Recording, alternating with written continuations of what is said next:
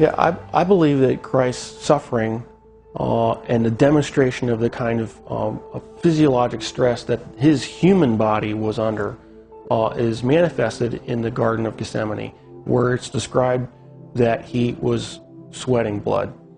And there is a well-documented medical condition in which patients who are under tremendous amount of emotional stress and physiological stress can in fact sweat blood, because little blood vessels within the glands burst and then the blood is expressed.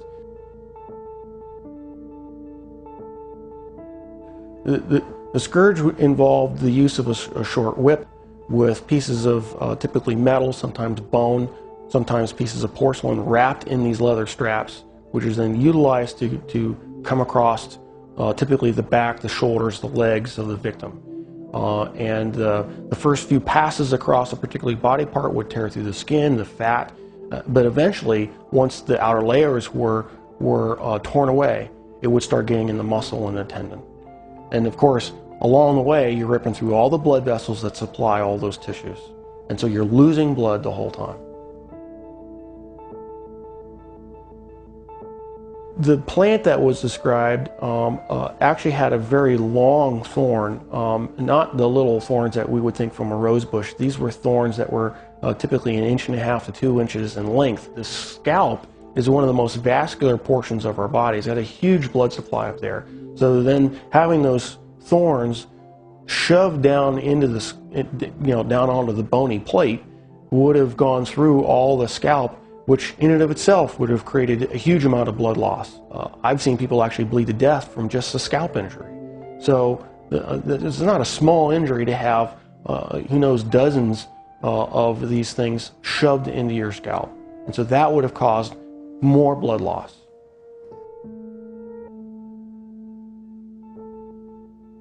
Typically when a victim has to carry the cross, what has been described in the literature, in actual Roman literature, is they describe they carry the crossbar.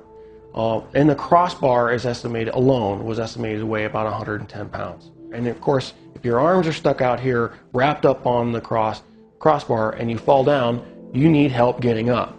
You just can't get up on your own, because there's no possible way without your arms to get up. So he would have needed help getting up. If he fell over, there's a good chance that he could have hit his chest, which then could account for the possibility of a cardiac injury.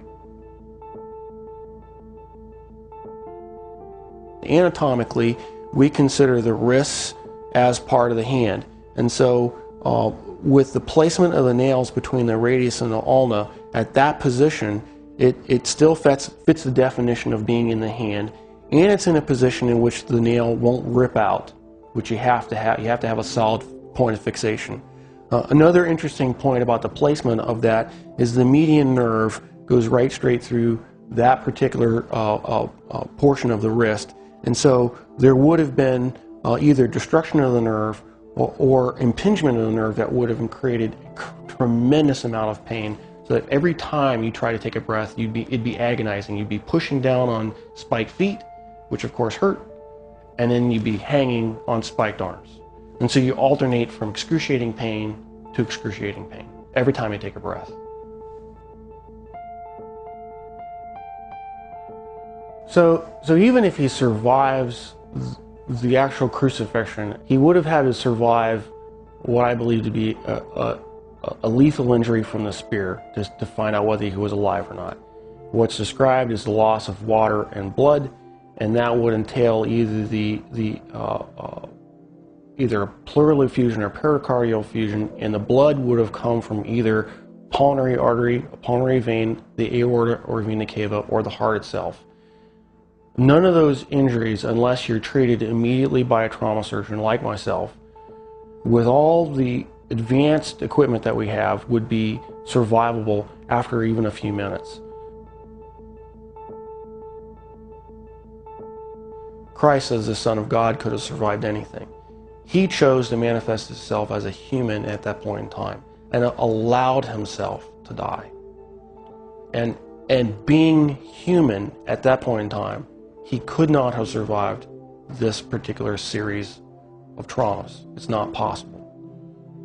Christ as God could have survived anything they threw at him. But he chose to be Christ, the human, at that point in time to die for our sins. And that given that self-limitation of remaining to be human, he died. He did not survive the event.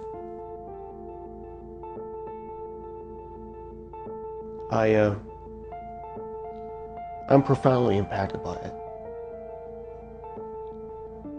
Because I realized the price that he paid was something